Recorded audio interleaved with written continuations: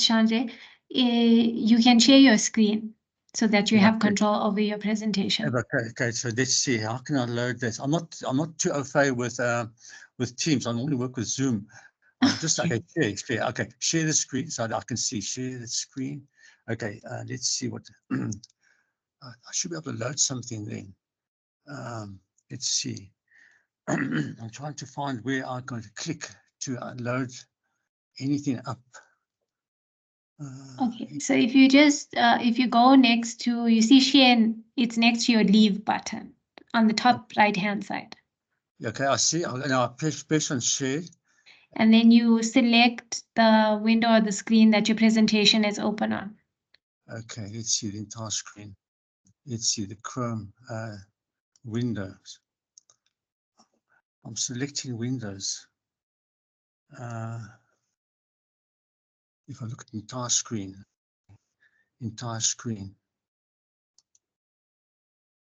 I'm not.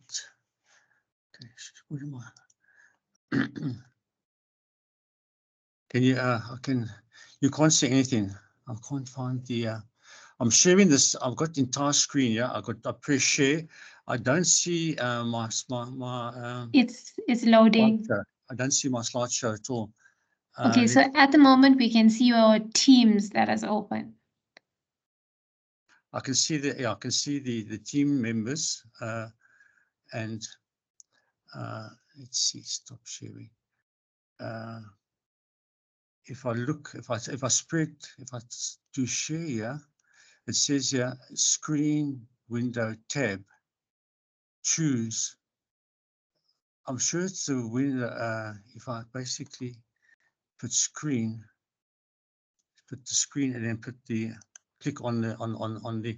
Do you see the presentation?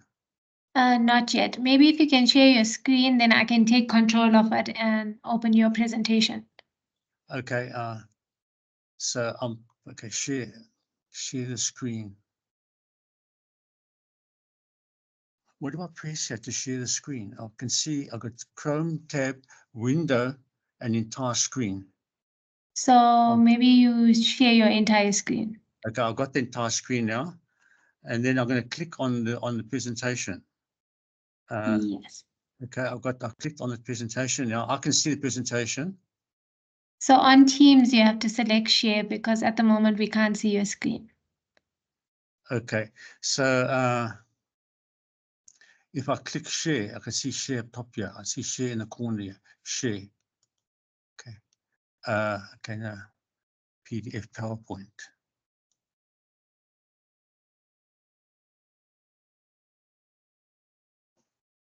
No, that's something else. Completely something else. No, cancel. I don't know how to get my thing onto the PowerPoint, onto the Teams. Can you see it from your side? Can you load it from your side? If we share it from our side, then you let us know when to change the PowerPoint slide. Let's do that. That might be the best. Okay. Right. So we can start with the first slide. We're starting with introduction. I've got it on this. Can you see that now? No, your screen is not shared at the moment, so I'll just share your presentation. It's fine. Okay. So are you loading the presentation then? Yes. Okay, so I must, what must I do now? Give me a sec.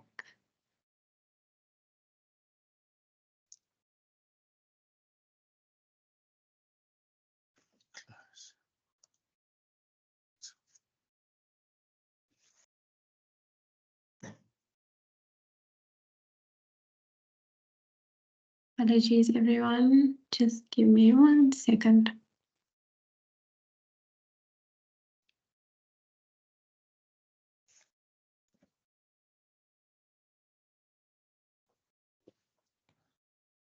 Okay.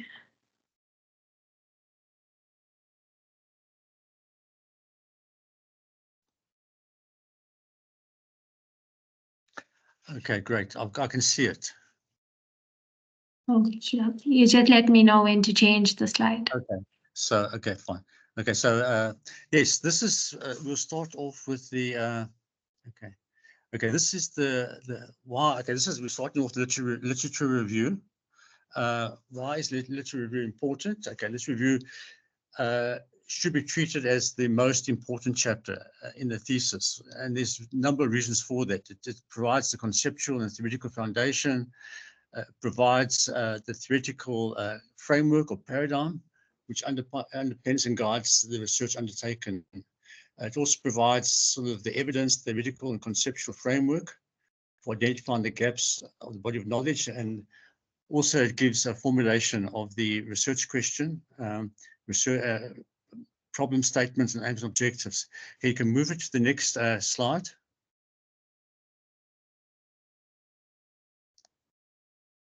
We can go to the next slide.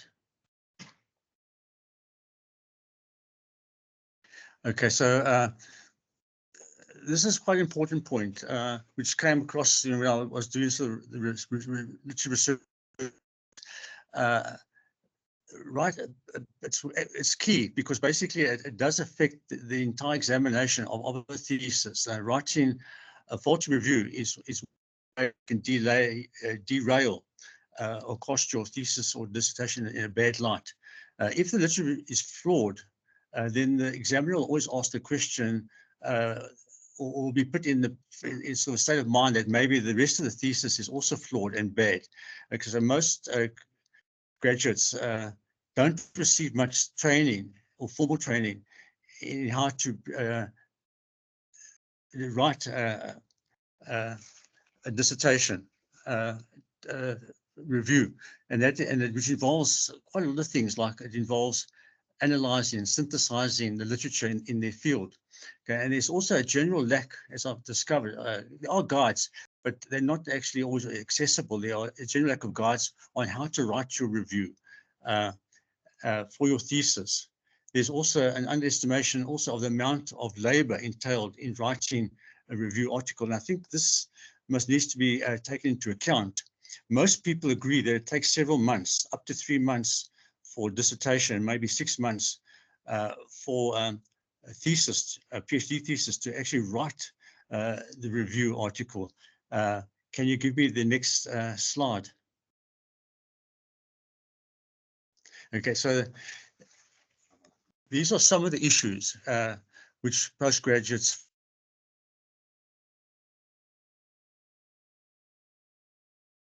maybe even after honors lack poor literature skills and knowledge. And this is a big concern throughout the world. Okay, many tertiary institution students at all levels need to develop those skills on how to search or locate papers, and how to synthesize the contents of the papers, and how to present a literature review in a logical and well-argued form that is readable. It is a complex undertaking. It's not a sort of a trivial exercise. It involves a lot of activities, and it involves a tremendous amount of intellectual effort. It includes searching, finding the right papers, identifying, reading, summarizing, compiling, critiquing, analyzing, synthesizing, evaluating, interpreting, and referencing. There's a lot of cognitive and activities are required in the development and writing of your literature review. Can we have the next slide?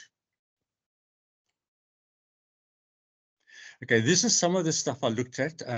I think the Louise, Lexis, and Brianna Julian in the middle there, on how to do science. That's quite a good chapter. Chapter 7 is an excellent chapter. And then another one is right at the top, G. Parr, chapter 9, methods for literary reviews. So those can be downloaded. The Lexis and Julian book can be downloaded in its entirety. It's quite a useful book for postgraduates to go through. And those are some of the references I've used. These are the references I've used to actually write this slideshow. Can I have the next slide, please? Okay, what is literature review? Okay, so literature review can be many things. Okay, literature review is a critical, systematic summary and evaluation of existing research. Okay, it's an essential component of your academic and research work. Provides an overview of the current state of knowledge in a particular field, the field that you're working in. A research review also involves, and these are important things, a research review literature review involves an analysis, a synthesis, and evaluation of the contents of selected published peer-reviewed papers. And those are the key words that we'll develop later on. Okay, so the purpose of this review in the context of dissertation or thesis includes the following. Okay, it provides a comprehensive understanding of the existing research on the topic, and you'll be judged on that basis by the examiner. He'll look at that to see whether you've got a good overview, a good understanding. It also identifies, this is the most important point, it identifies the gaps, the trends, and inconsistencies in the literature. And this is where your synthesis, analysis, and evaluation comes in. It also contextualizes your research within the broader academic discourse. Okay, it supports the development of a theoretical framework or research hypotheses that sort of underpins your own dissertation or thesis. And there are many types of literature reviews. I'm not going to talk about them all. I'm going to talk about them as they sort of are relevant to the thesis or the dissertation. Okay. So it's important to select the most appropriate review approach, and we'll talk about that now. Okay, can we have the next slide, please? Okay, the purpose for writing this review. Okay, this is what it does. It demonstrates the student's knowledge in the chosen field of study. And that is one of the boxes that the examiner has to tick off. He's actually asked, the examiner or she or he's asked, basically, does the student demonstrate an adequate knowledge of the field in which the thesis or dissertation has been done? It also demonstrates the student's knowledge of the field in terms of vocabulary, concepts, theories, findings, methods, and status of advancement in that field. Okay, academic writing involves a critical analysis of all prior and relevant literature. It constitutes the current body of knowledge for the specific topic under investigation. So these are some of the things that we're looking for. These are some of the purposes of a review. The most important ones I've highlighted in red. Okay, the obvious ones are delimiting the research problem, avoiding fruitless approaches, gaining methodological insights, identifying recommendations for further research. But the most important things is looking for new lines of inquiry, distinguishing what has been done from what has not been done, okay, and also identifying gaps in the body of knowledge. So those are the two important things, well, the three important things. And then can I have the next slide, please?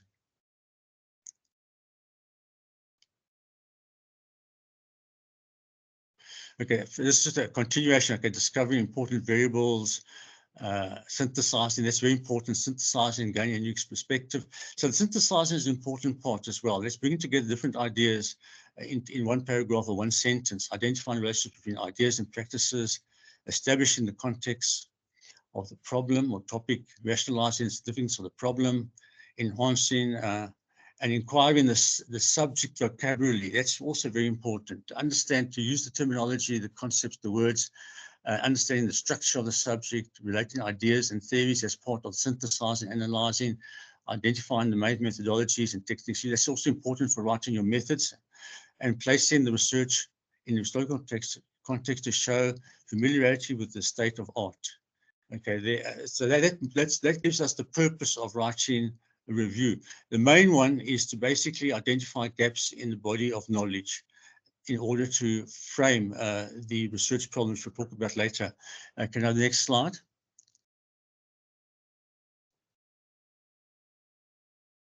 Okay, it's just to give you all. You see, there are many. This is 14 different kinds of review.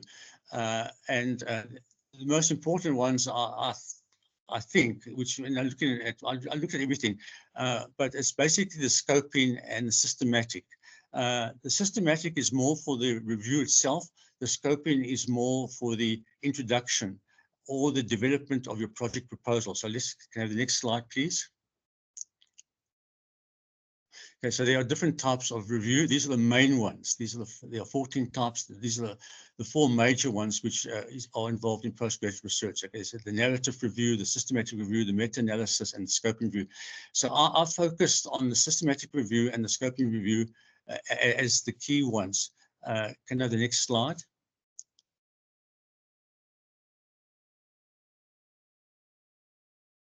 Okay, narrative review represents a well-structured narrative that reads like a cohesive story. These reviews incorporate the historical context, give a broad understanding of the subject matter, making them valuable for researchers to establish foundational understanding of the area of interest. Okay, they are particularly useful when a historical perspective or broad context is necessary. This is not usually necessary in the sciences so much. Can I have the next slide? Okay, the systematic review. This is the important one for the chapter on the review. Okay, systematic reviews are renowned for their rigor. I've just lost the slide.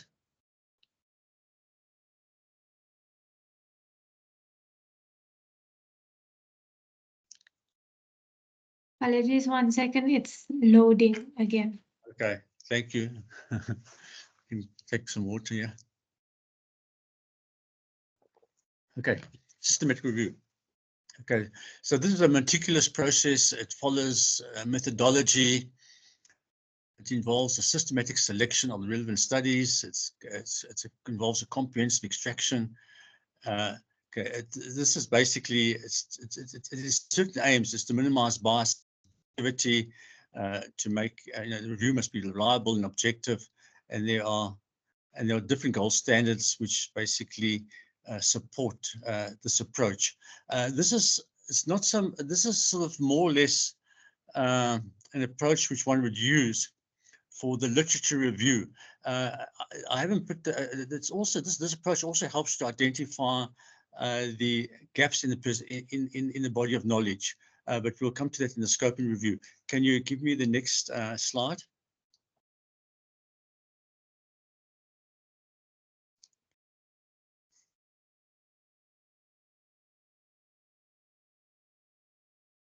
Okay, the meta-analysis. Well, yeah, it's just basically small of a bibliometric approch, just to examine the state of the field, and that is not, you don't normally use this in the sciences for a postgraduate review chapter.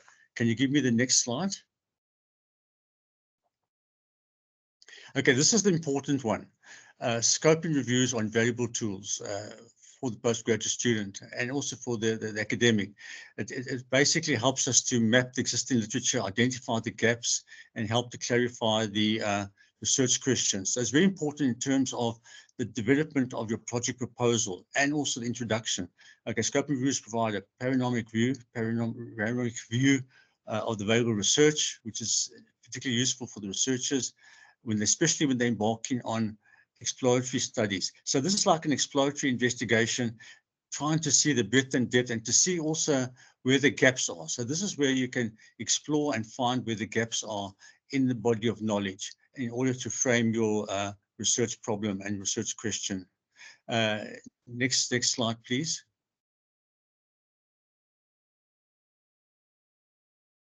Okay, so basically we've got the systematic versus the scoping. The scoping review is, as I said, is the exploratory to find the gaps in knowledge, to identify the gaps in the body of knowledge. It's also basically provides the motivation, justification for the research.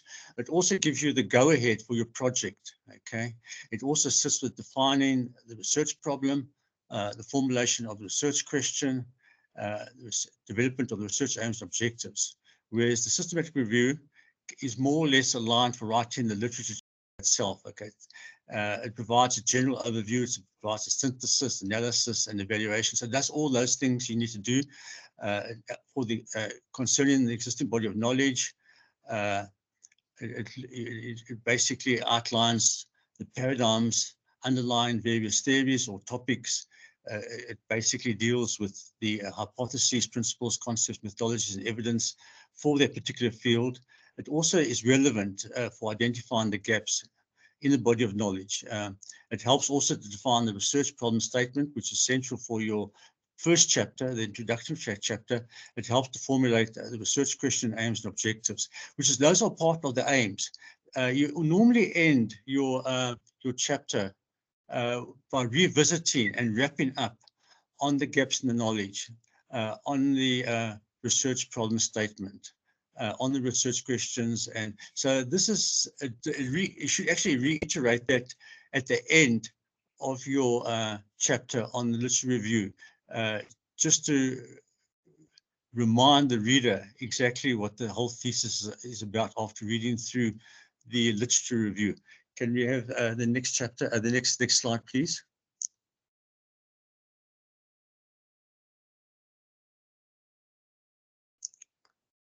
Okay, defining features. Okay, so systematic review is defined as a review of the evidence or support for a precisely formulated question or proposition.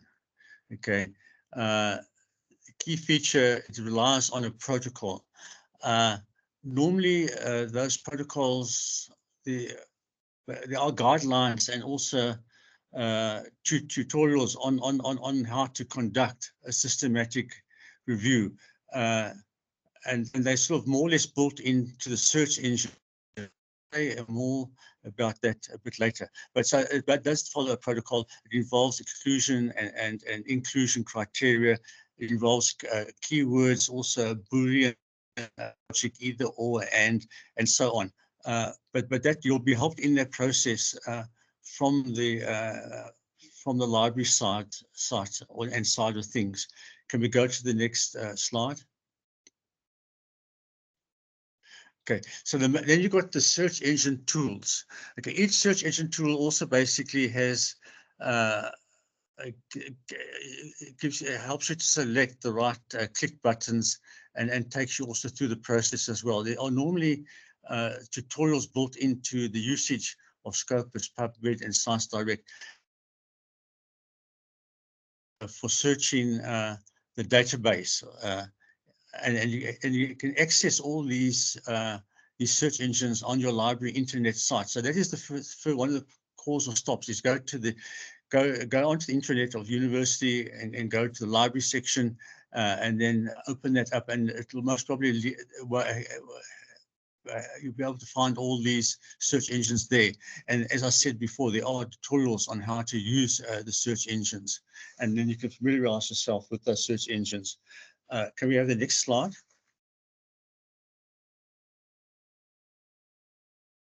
Okay, so basically, this is all undertaken to develop, to define your topic and focus, and also define your scope. So you've got your keywords, and you can explore the publications using different sets of keywords. So you can alter your inclusion criteria and exclusion criteria and do a thorough search on the different database sources. And then so you search for the review articles that are aligned with your research topic. And the best thing, and then you save them. You save them as PDFs. So you save all the papers which are important. We'll talk about that shortly. And you scan each paper to see if it aligns with your research. You do look at the keywords, you look at the scan the abstract and so forth, but save the PDF. So you're going through a process where you'll collect maybe hundreds, well, in the hundreds of PDFs relevant to your study. And then you manage those PDFs which you downloaded using your Mendeley for the referencing of your literature review. So that's very important, is to collect the PDFs that are of interest, and then use Mendeley to manage that, so that you can basically import the references to your reference list at the end of the abstract, at the end of the literature review. Can we have the next slide, please? So now we go through the whole process. This is where skills development comes in, and this is actually a very important phase of the postgraduate and also academic research journey. And in fact, developing your review is like undertaking sort of content analysis. It requires immersive, iterative, and deep reading. This is why I said it takes a long time. There's a huge amount of intellectual effort involved, because a lot of things are happening, and a lot of things which should be taking place in your brain. You are rewiring your brain basically to become sort of cognitively fit for the topic that that is your focus of your research. So you've got to read the PDFs methodically, word for word and line for line. And this becomes quite clear that students don't do this because you see it in their writing.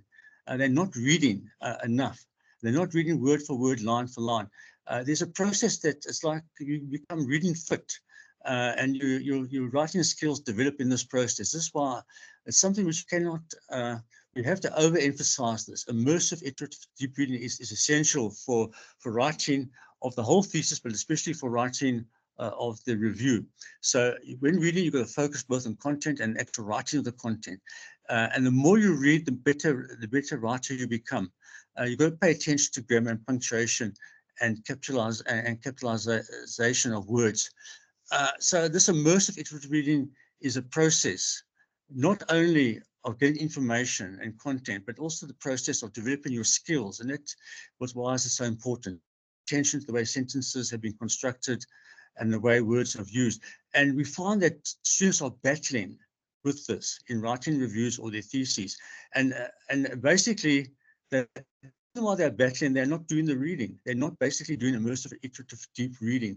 They're not looking on how other people write things. And so that is why it's a huge effort that goes into the reading side of things of the research. So you got to pay attention on how the author cites and uses references. We're constantly looking at that as well when we get the students' drafts in terms of how they cite and how they use references. But this becomes very evident that they've actually gone through the references, but they haven't actually dealt with it in a deep way because it's not reflective in their writing. There's no connection between how they write and how they've read. And that is why I've made such an effort here to just sort of reiterate how important it is for immersive, iterative, and deep reading, and how it's important to download those PDFs. I'll say more about that, how to go about it now. Can we just go to the next slide? So, so basically, you basically engage in thematic content analysis. Your reading basically is doing that. You're doing thematic analysis content. So you have to be immersive reading, iterative reading, and deep reading. And there's lots of things that you need to do. Basically, literature review provides the context, the background, the motivation, all those things are important. That type of information has to be captured in order to tick those boxes off in the writing of your review. So the review underpins, guides the cognitive dimension or the thinking dimension. And that thinking dimension and cognitive dimension comes with reading, immersive reading, and reading over and over. You develop those skills. So basically, what you're wanting to do, and these are cognitive skills. They are skills which develop by practice, and the practice is reading. So this review needs to be the end product of analysis, synthesis, and evaluation of the PDFs. And I think people develop different skills on how to do analysis and synthesis and evaluation of the PDF contents. And I'll talk about that shortly. Okay, so analysis, synthesis, and evaluation of the PDF contents is the essential literary process that has to be undertaken in the writing of your own review. This is why it's a timely exercise. This is why they say it takes 3 months. It takes more than an hour to read one paper properly, a PDF. It takes more than an hour. We know, you know that if you're doing consultation on people's theses and drafts, how long it takes you as the consultant to read it.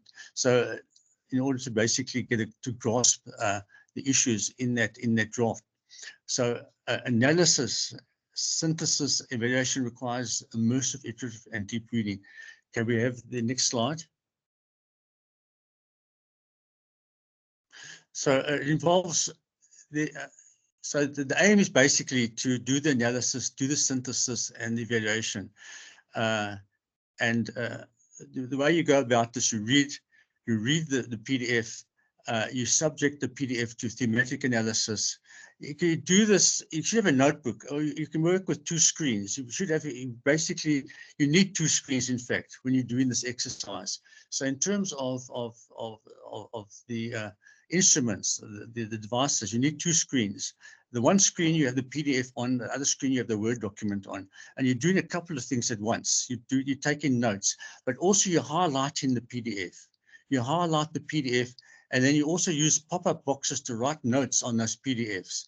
And then you can copy and paste the highlighted part. You can copy and paste the notes that you've written into the Word document. And so you build up your collection of content and themes using copy and paste the notes, also copy and paste the pop-ups, and you can make notes. The note taking on the pop-ups is important because you make a note to say, well, I've seen this sentence somewhere else. This connects with that other paper.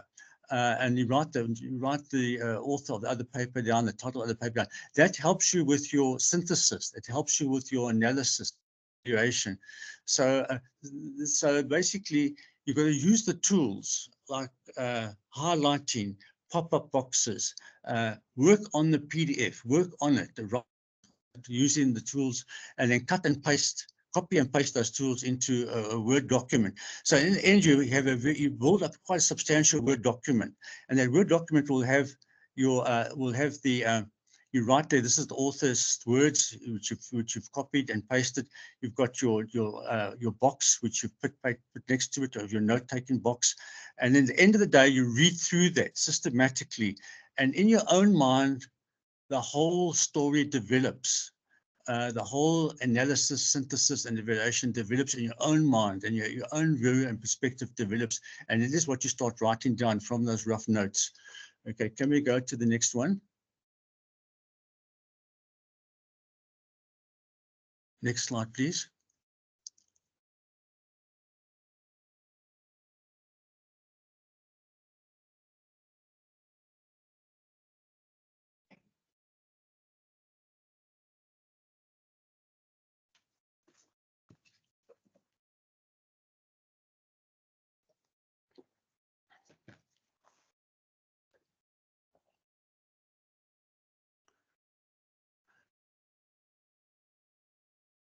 The next slide.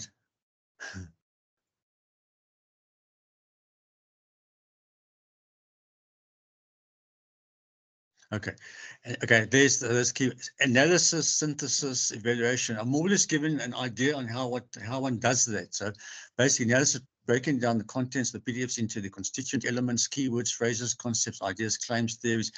That is what you record, and you use the tools that you can do copy and paste from one the PDF into a Word document. Synthesis, combining the constituent elements, and this is one way you can combine the constituent elements is doing this highlighting, pop-up note writing, and copying and pasting, combining the constituent elements into a new single and unified narrative that's aligned with the focus of your review in your own words. And this is the easiest way to get into your own words as well. Okay, evaluation, identifying the gaps in the body of knowledge, which helps to define the research problem and formulate the research questions and research objectives. I don't know if there's another slide. Can we see if there's another slide? Okay, so let's go on to the, unless you want to ask questions or talk before we go on to the introduction slide.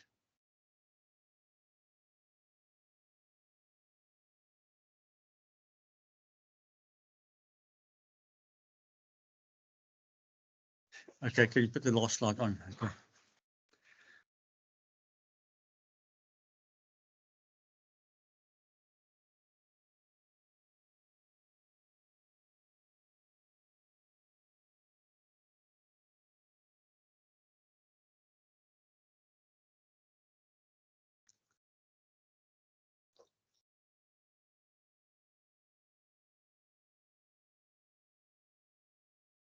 Apologies, 1 second, Prof.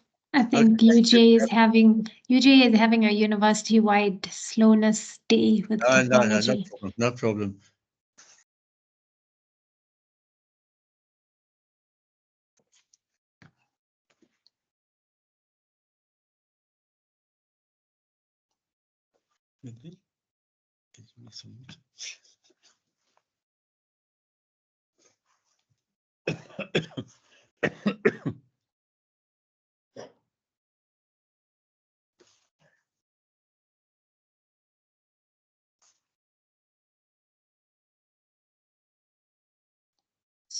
I just analysis, right?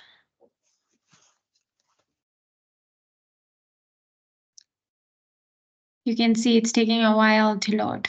Yeah, yes, you can make the slideshow available to all the participants. I've given the references for those, so I've tried to sort of deal with those issues of acknowledgements of the source material as well.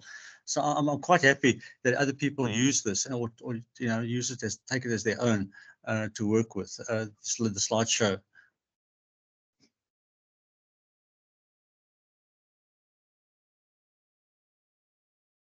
Okay, can you guys see that? Yes.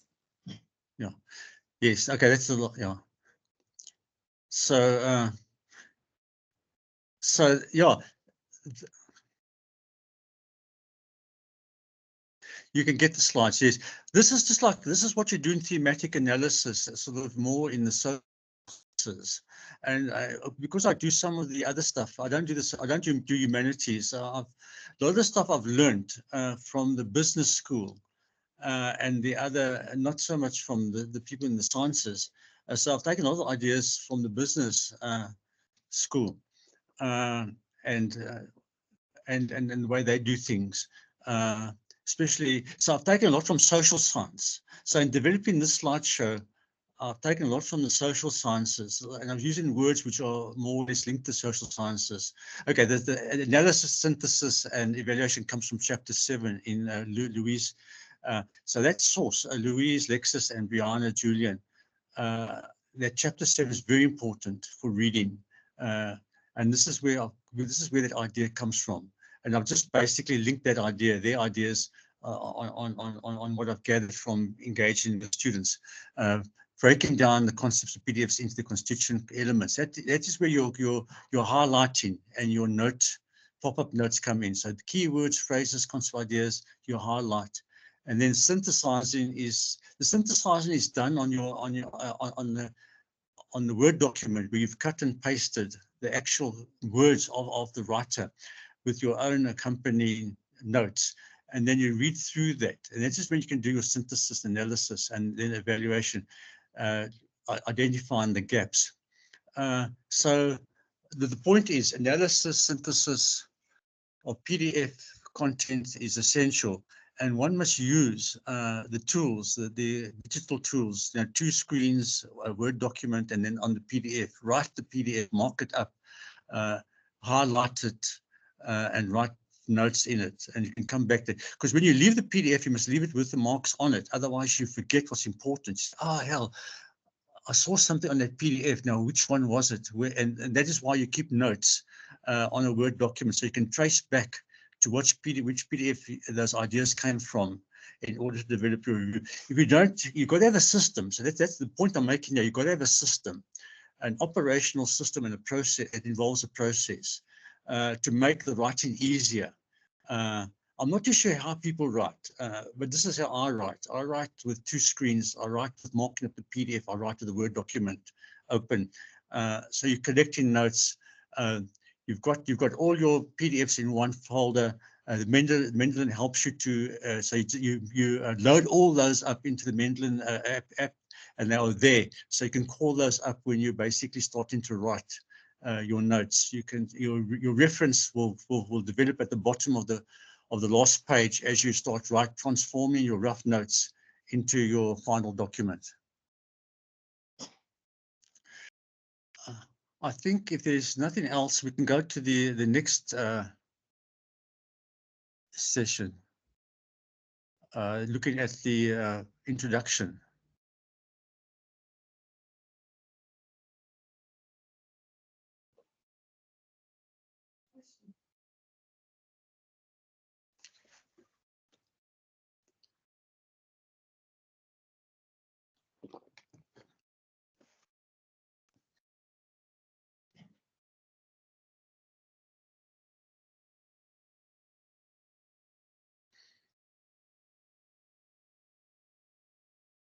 Okay, the introduction to the thesis. This is actually, the introduction is the most important work that one does for the thesis or the dissertation. Introduction is the first chapter. Okay, it's the first bit of writing after the abstract. Okay, it's important. It is the most important part of the thesis. This was some of the references said. This is the most important part of the entire thesis. Okay, it sets the stage for the entire dissertation or thesis.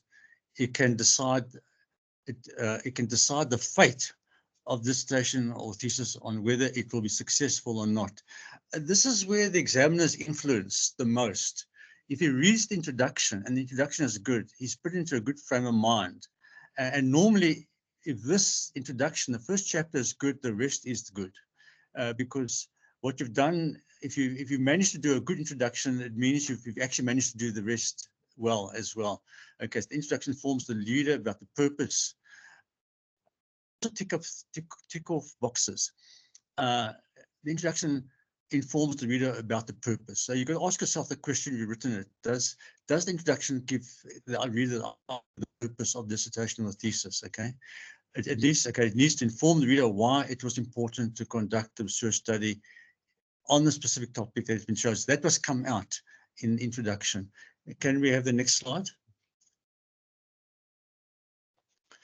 So how and when do you start the introduction? This is also, we always tell students the most important thing they'd write is the project proposal, because a project proposal basically becomes a template for many things. Okay, so chronologically speaking, the introduction is the last thing you write for your thesis, but you already have done it. You've done work towards introduction. Okay, you first write up. Okay, in terms of process and what comes first and what comes last, you first write up the other chapters, and then only after the abstract has been written do you write the introduction. So you write the introduction last. Your original project proposal is revised and updated as the template for the writing of your introduction. So what this means in terms of the journey of your dissertation or your master's or your PhD, your research proposal, you should put a lot of effort into the research proposal, mainly because it's a document which you're going to revise and update for your introduction eventually. Okay, so the updated introduction, which basically is built on the template of the original research project proposal, is used for the introduction. And an introduction, because you've written the introduction last, you're able to align it with the literature review, the materials and methods, results, and discussion. So you align it with all those. We'll say more about that later on. Okay, next slide, please. Okay, so this is more or less just a sort of so what we've got here, we've got on the left-hand side, the thesis of dissertation, title page, abstract, table of contents, introduction is highlighted. So basically, you start with you basically write your abstract after you've done all the other stuff, and then you write your introduction. Okay, so this is just sort of how everything fits together. It's just give you how all things ties up together in terms of the introduction, and we're going to unpack this over here in the remainder of the slideshow. Can I go to the next slide, please? Okay, what should the introduction include? Okay, your topic in context. Okay, what does your reader need to know? That is the question you need to ask yourself. What does the reader need to know or understand about your dissertation or thesis? Okay, you're giving the scope, the focus and scope. So those are key words that you ask yourself. What is my focus? What is my scope? What specific aspect of the topic will I be addressing? Okay, the topic is broad, but you're tackling focus within the topic. Okay, so your focus depends on the identification of the gap in the body of knowledge. Okay, your focus and scope will be determined by addressing and identifying the gap in the knowledge. Okay, your scope and focus will depend on the research problem statement, which depends on the gap on the body of knowledge. So these are things that are coming up in your introduction. It also depends on the research question, which in turn depends on the research problem statement. So the research problem statement is going to boil down to the most important thing in your introduction. Okay, your aims, your questions, aims, objectives, hypotheses. What does your research aim to seek? That must come out clearly in the introduction. Okay, the relevance of your research topic must come also out clearly. How does your work fit into existing studies? And then you have to give an overview. So the last part of your introduction is an overview of the thesis structure or the dissertation structure. And you give a paragraph for each chapter. You state clearly what each chapter does, how each chapter contributes to the overall aim of the dissertation or the thesis. So that's a question you need to ask yourself when you come to that, to introducing each chapter. So you need to ask yourself, what does this, each chapter, what contribution does it make to the overall aim? Those are the questions. So when you write for, say, chapter 2, which is your literature review, you more or less say what your literature review is doing in a paragraph. You write your methods, you also say what's it doing in terms of contribution to the overall aim. Okay, so we go to the next slide. Okay, then we go systematically through the various things that need to be dealt with, questions that need to be addressed in the introduction. Okay, when writing introduction, you have to address the following question. What is the topic? This is where the scoping review helps. Okay, so you do the scoping review initially for your project proposal, but you also do the scoping. You go through the scoping review again. What is the background or context? That your scoping review gives you that. Why is the topic important? You need to say that. A line or two. What is the point of the research? You need to say that, a line or two. What are you trying to find out? You need to say that as well. Why do you think it's important for others to know about the findings of the research? So these are the things that need to come out in your introduction. Can we have the next slide? Okay, questions that need to be addressed in introduction. Okay, what is the focus and scope? Okay, what is the gap in the body of knowledge? What is the research problem statement? What are the research questions? What are the aims, objectives? What research methods we use? So these are the things that are the focus, are the things that which must be focused on in the writing of the introduction, and these are the boxes you need to tick. You need to say, I've done that, I've done this, I've done that, I've done that, I've done that. Okay, can we have the next slide? Questions that need to be addressed. Okay. Okay, then also after you've done all those other things that we've just spoken about in slides 1, 2, and 3, you have to have a page or half a page where you say, what are the limitations of the research? What is the significance of my research? What contributions we made? And what is the relevance? So those are things which come sort of towards the close of the introductory chapter, before you start discussing the structure of the thesis and giving an idea of how they all serve the aim of the overall aim and objectives. Okay, next slide. Okay, so here we go. Okay, what needs to be addressed? Okay, answering each of the above questions can help make the introduction to the dissertation an engaging, captivating, and informative read.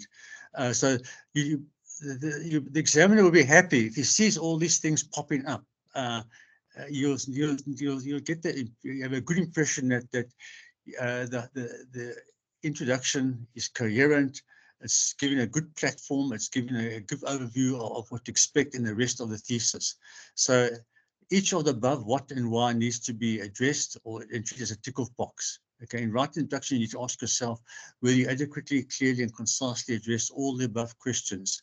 Okay, then also the length of the introduction should not exceed 5 pages. So it could even be less, I suppose, but not longer than 5 pages is what people recommend. Can we have the next slide? Okay, questions that need to be addressed. Okay, you need to ask yourself whether, okay, these are things you do afterwards. Also, while you're writing as well, you need to ask yourself the question whether the writing content of the introduction are readable, fluid, and flowing. You know, we read lots of documents that students have written, and we always ask ourselves the question, has the student read this document that I'm reading now? Has the student asked themselves this question? Do they ever say to themselves, what I've written, is it readable? Is it fluent? Is it flowing? They ask us that. They ask us to do that. They sort of say, I'd like to know whether my reading is flowing, whether it's fluent. And you must be able to recognize whether or not it is fluent or flowing. If you don't recognize, if you cannot make that judgment on your own right, it means you have not engaged in reading those PDFs in the preparation of your study as well. Because the only way that you can make your thing readable and fluent and flowing is by virtue of reading, your own deep immersive reading. Okay, you need to ask yourself the question, is my writing easy to understand? So you need to have a self-conscious or self-reflective attitude towards your own writing. Ask these questions. Is my writing easy to understand? For readability and fluency, you can check. You can copy and paste into Grammarly, or Grammarly will check for you, but Grammarly is writing. This is why people don't like it or don't use it so often. But you basically can check for fluency and readability using AI tools, online AI tools. I know we've avoided saying this, but it's cropping up all the time. We shouldn't use AI tools to write, but we can use Grammarly and Callbox and some of the tools just to check for fluency. SEMrush. SEMrush was one of the best AI tools available, but they had 3 options. SEMrush had 3 options, but now they don't give those 3 options in the free online checking. So SEMrush was one of the best ones to basically check for readability and fluency. But there are other ones that will check. But the thing is, we've got to be careful about AI tools. I know that there's now declarations all the time in writing. And did you use AI tools to help you in your writing? And I've done a lot of AI work, looking at AI on other people's writing. Sometimes you cut and paste what someone's written into AI in order to understand what they're saying. And you realize that AI is not that good. It is not really that good. It doesn't give you good answers always, except for possibly SEMrush. SEMrush was the best. SEMrush was the best AI tool that I found. But it's best to try and work through it yourself. Believe me, I've tried AI. AI does not do a good job on improving the writing or one's writing. It might give you hints. It might say, it might flag fluency and readability. So it will flag those things. There are lots of AI options which will flag readability and fluency and maybe help you substitute one word for another. But Grammarly and Quillbot can help you. Quillbot is quite good.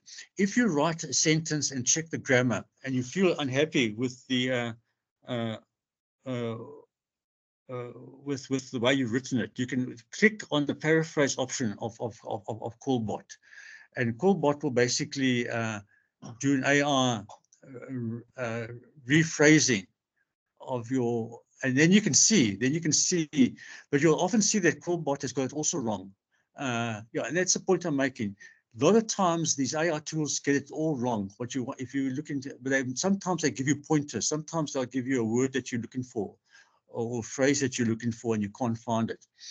But then again, I think we should rely on, as much as possible, on our own writing skills rather than on a crutch like the AIs. Use the AI tools where you feel that they can help you. They can help you with prepositions and with grammar and with commas. Basically, Quillbot and Grammarly are good at that. Okay, so that's just, but then also be cautious about, one can become over-dependent and your brain can become lazy if you start using the AI tools.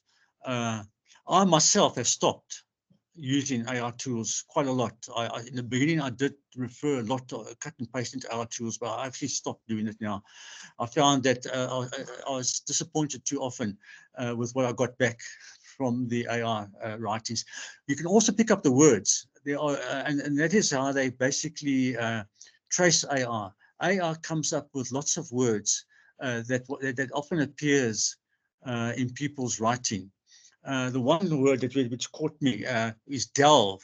Delve is one word which people have flagged as an AI tool word. So what has happened is that in checking for AI inputs on writing, they have actually identified typical AI phrases and typical AI words And I'm beginning to see some of that cropping up in the writing. You can actually see, well, this portion over here looks very AI to me, and not so much the students' writing. A lot of writing looks AI. You can recognize AI. Once you've really played around with AI, you begin to get a feel for AI, and you can recognize it clearly. Okay, can we go to the next slide? Okay, so context and background is what's key for the introduction. So that's the first paragraph of your introduction is critical. So the first paragraph must somehow, in 100 words or 50 words, give you an overview of the topic, because that's opening line. It's like a novel. They say the first paragraph in the novel, or the first sentence in the novel, is what gets the reader to turn the pages. So that's what's important. The first paragraph is important. You must be able to give an overview of the topic, and then sort of a brief sketch of so the sort of this version of the scoping review will give the context and the background in which the research is anchored. So the research is anchored field, which is the topic of the, and then basically you are showing you're only taking one focus in that big broad field. So you're going to provide all the essential information or knowledge of the chosen topic, so that the reader, this is an important point, this is the third bullet point here, you've got to provide the essential information on the chosen topic, so that the reader has a reasonable grasp and understanding of the core subject matter and context and background of the study. So that's what's important. That must come out clearly after the first paragraph. So after the first paragraph, you more or less give the idea of what this study is about, and then thereafter you basically deal with bullet number 3. Provide sufficient information so that the reader has a reasonable grasp to understand the core subject matter and context and background of the study. Okay, so the reader needs to require the minimum background knowledge to understand what they're reading in the introduction about your topic. Okay, the literature review in the next chapter will give them all they need to know. Okay, so you save that for all. You don't repeat the literature review in the introduction. You just give them what is necessary for them to grasp the essence or the central issue. Give them sufficient background knowledge so they understand what you're talking about. Okay, can we have the next slide?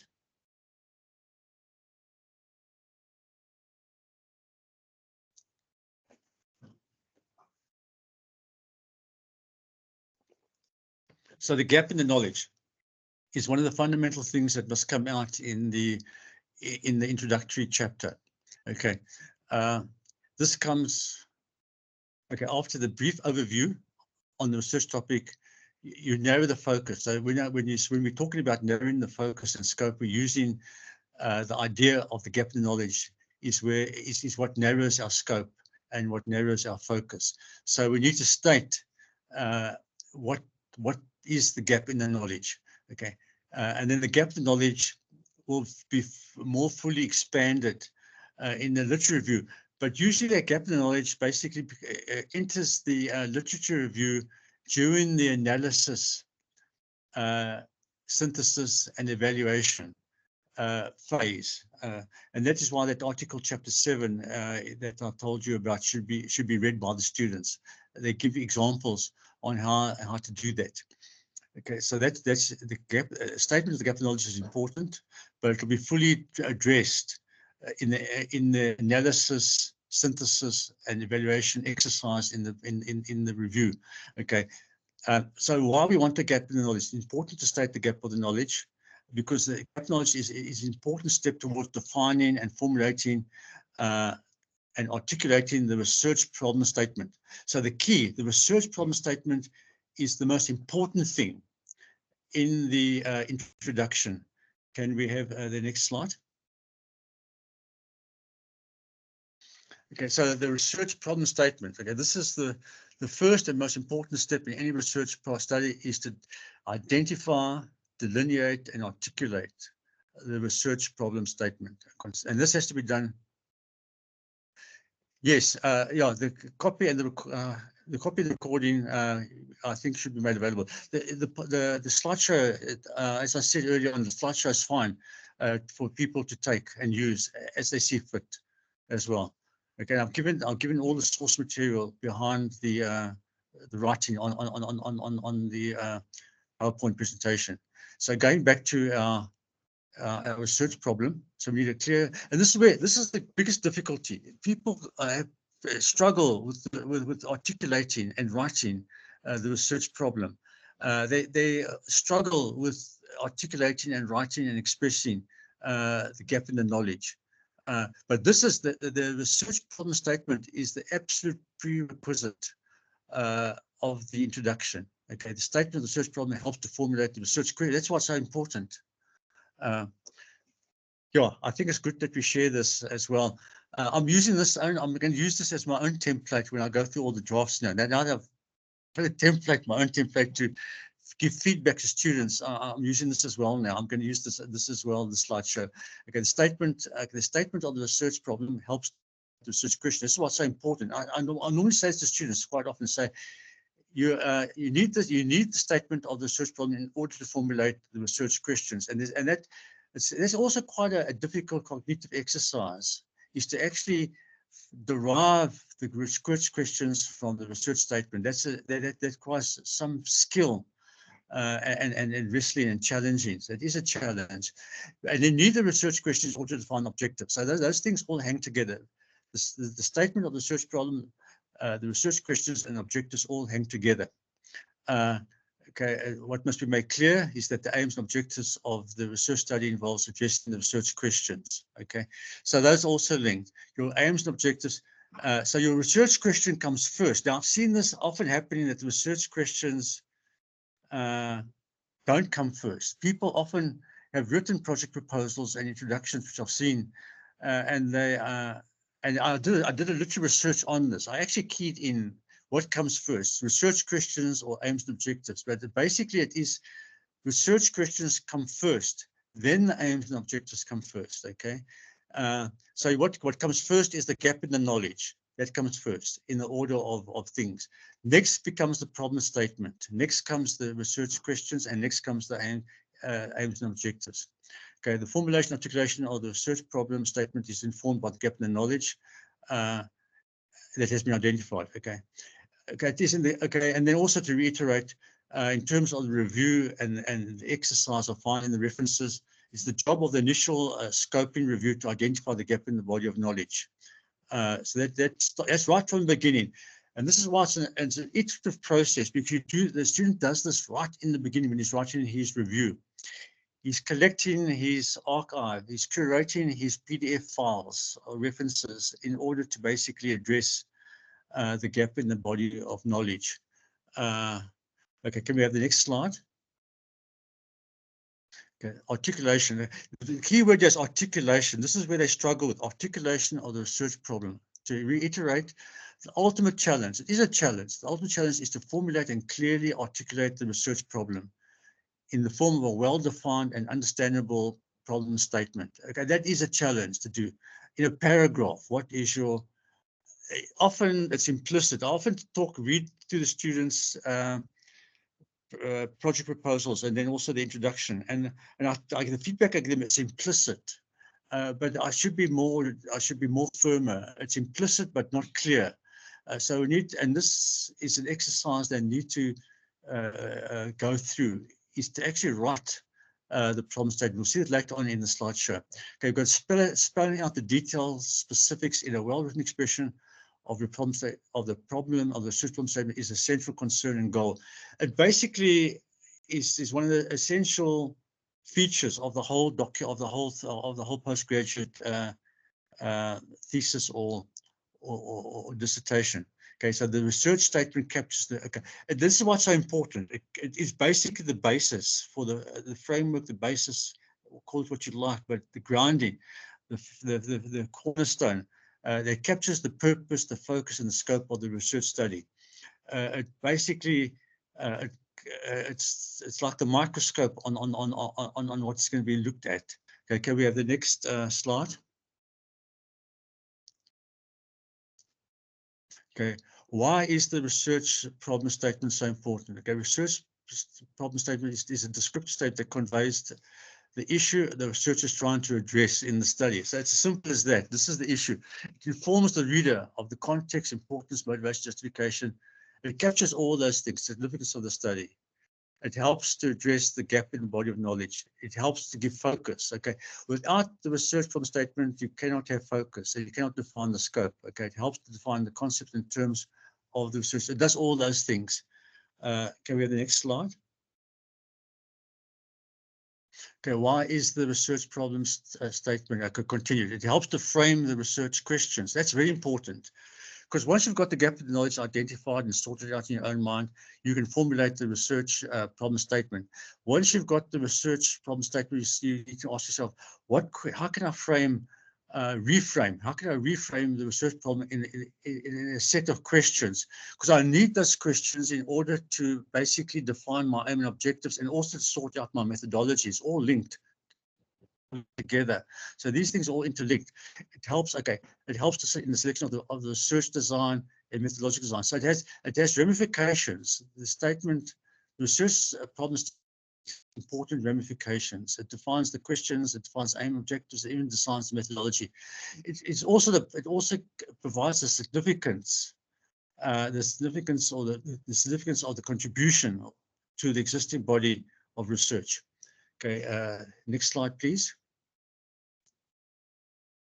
Okay, how to go about writing the research problem statement. Okay, first need to join. Okay, this is sort of going back now to the guy or the person has got through their honors or got through their undergraduate. Now they want to undergo postgraduate studies. So the first thing is you join the lab that has a well-established research program. So normally the student, the postgraduate, depends basically on the research laboratory to point him in the right direction. And normally the research laboratory has a well-defined research program in order to get funding and in order to basically conduct research. It has to have a well-established research program. So and that is why he goes to a number of, so that the student will visit a number of labs at his university, and you'll see what they're doing. Well, normally by honors, normally after honors, the student's got a good idea on who he wants to work with. He'd like to work with X or he'd like to work with Y because he likes what they're doing. So the student joins the lab because he likes what the supervisor is doing. So he'll have a chat with the research supervisor, and the research supervisor will more or less give him pointers. He'll point the student in the right direction. The supervisor will have understanding, will have a good idea exactly what the gaps in knowledge are. And he can provide, that's input that the supervisor provides. The supervisor gets the student on the journey by giving him pointers, telling him what we are doing, what challenges we are facing in our research, what directions we are taking, and what we need to find out. So you get input on, so he gets more or less an idea of what the gap in knowledge is, and that helps him to also explore and seek out. You have an idea of what the gap in the knowledge is going to look like. And how you can more or less articulate it and give it concrete form in terms of a paragraph of writing. Okay.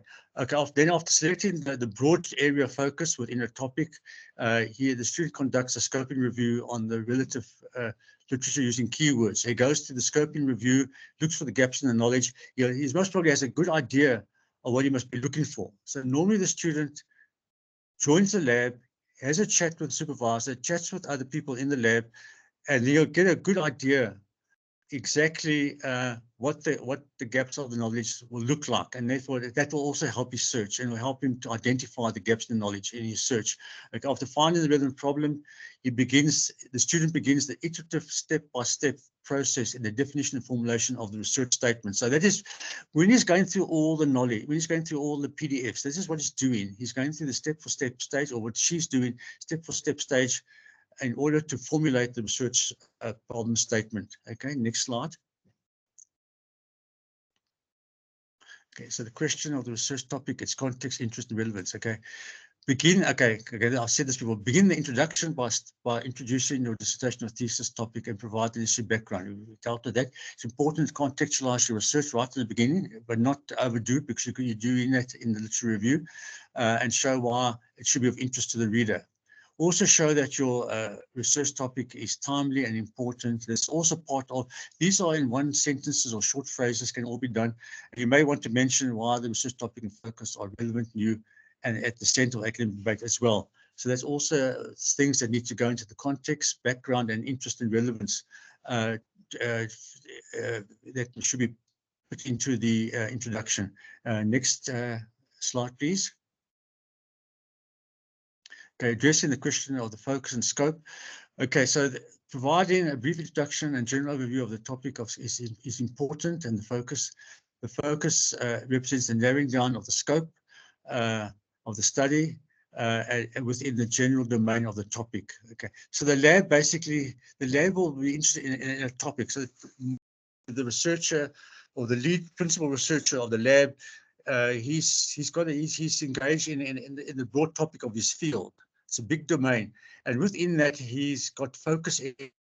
So you'll point the student in a focus area, and so the student will be working within a general domain, but it'll be a topic, a subtopic within general domain with a specific focus, and then he has to define the scope of your research. So that's part of the whole project proposal development, to define the scope and the focus, okay, and also to specify the research problem.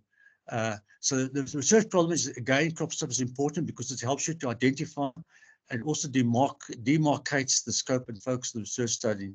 Okay, usually the research problem arises as an area of interest because it is linked to the gap in body of knowledge. So, so the research will have many research problems. The supervisor's head will be full of research problems that he needs to, and you'll have lots of ideas. So basically, and also the senior postgraduates will have ideas as well. Some of their work will give leads to the student. So the student comes in as a fresh member of the lab. He spends the first week or month just sort of trying to find his focus, trying to find the scope, and trying to define his own research problem and the gap in knowledge. But so already he'll be working in a framework. The student will become into a framework, a topic with multiple focus areas, and then each focus area will have its own scope, and will have its own research problem statement.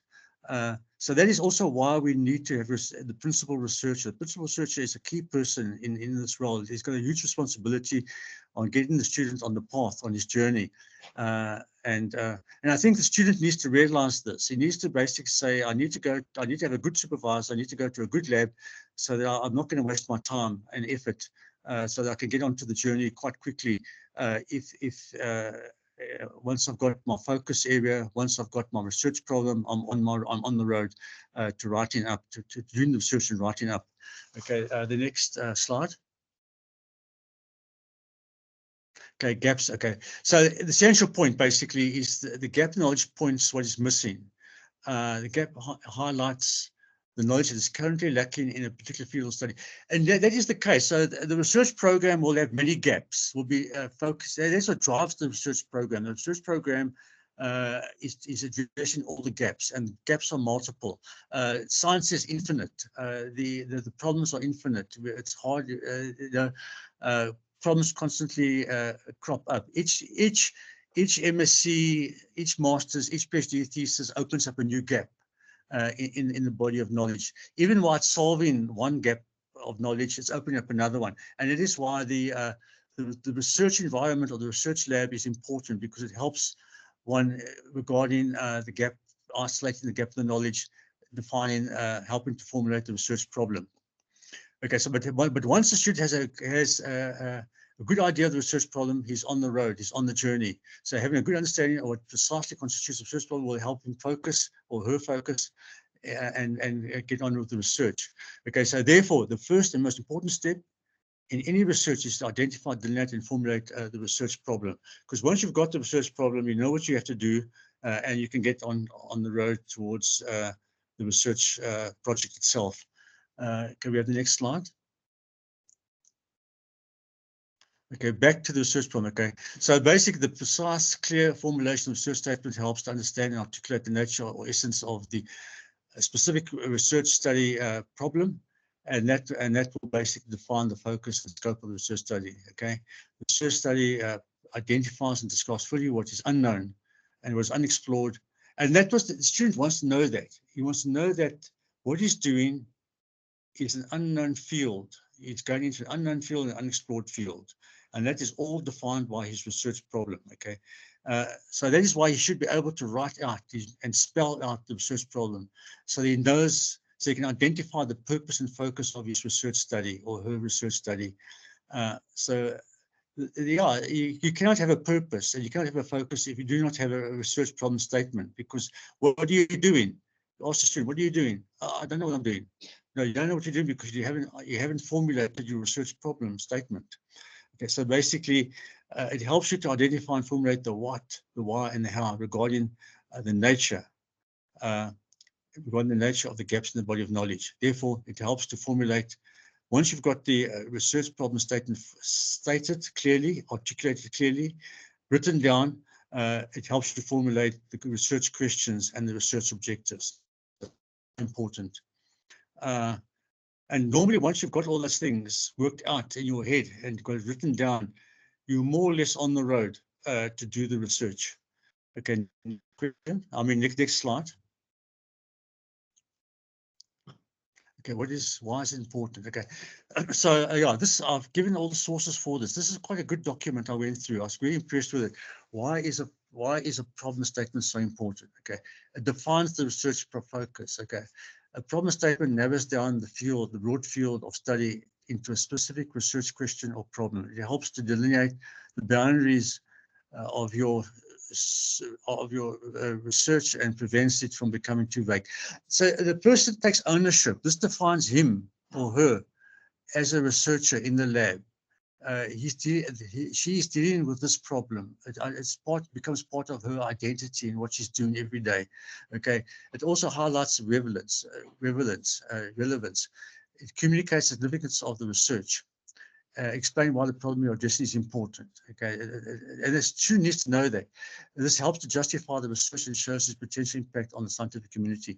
So these are things that the student must sort of know about and sort of take ownership of, and this invest in. Okay, it guides the research design. Okay, without having a research problem, you cannot do the design. So it guides the research design. A well-structured problem aids in designing the research methodology and data collection strategy. It ensures that your study's objectives are aligned with the identified problem. Yeah, that's very important. So your objectives must be aligned with an identified problem. Otherwise, you're going nowhere. Okay, it promotes clarity. You know what you're doing. By defining the problem clearly and concisely, a problem statement makes it easier for readers to understand the purpose and goals of your research. This is what was coming out in the thesis. This was coming out right in the beginning. So it becomes part of the researcher problem, becomes part of the researcher's own self-identity. That is, they take ownership of that research problem because it's what they're doing, and they're wrestling with that. It becomes a very important part of their student academic life, is that research statement problem. Okay, we will share the slides as well.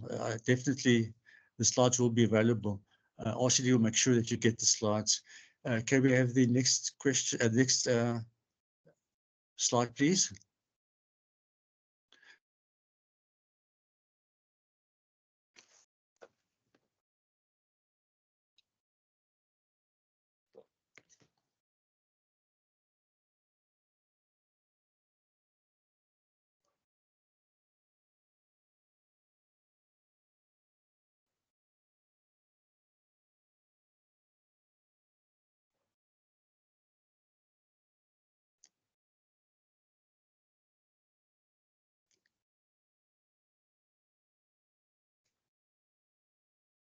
Okay, so this continues with yeah, you can see this is they've identified this. This is what I discovered. This was the whole issue, was the effective problem statement, and this is why I gave you the source there.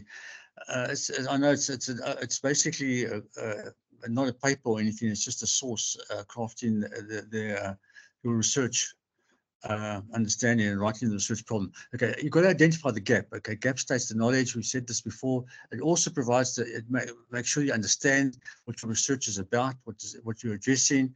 It helps you. Okay, it helps you to formulate the research questions. That's one of the most important part of the whole research project is.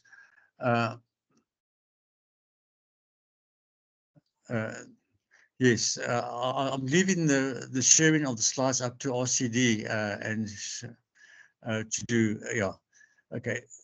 Formulate the research questions. Basically, helps you to develop the questions. The questions are key to basically define the questions. You can't start the research project unless you got the questions. So once you've got the problem questions, the research questions, you can define the objectives, okay? And basically, once you've got the research questions, you can define the scope and the limitations, okay? Clearly, okay, also part of the introduction is to clearly outline the scope of your study, which is linked to the questions and the objectives, and what will your research include and what will it exclude. You've got to be clear up with that. So you can't do everything. And this is where the supervisor comes in. Very often, students get over-enthusiastic. They want to do too much, and they end up doing very little. So the thing is to have a very a doable topic, a doable research problem, and then you're on the way. Okay, then okay, the search, the problem statement helps you to state purpose. That's very important. What is the purpose of your project? Okay, explaining the overarching purpose of the project. You need to state what you're dealing with. So you need to say, this is the problem I'm addressing. I'm addressing this problem. These are the questions which are associated with the problem, and these questions define my objectives. This is what I'm going to do in my research. Okay, and then you need to revise. Okay. Need to revise, review and revise. After drafting your research problem, review it for clarity, conciseness, and coherence. Seek feedback from your peers. So normally, there is most research labs and most schools or departments have a postgraduate committee, and normally they put it up.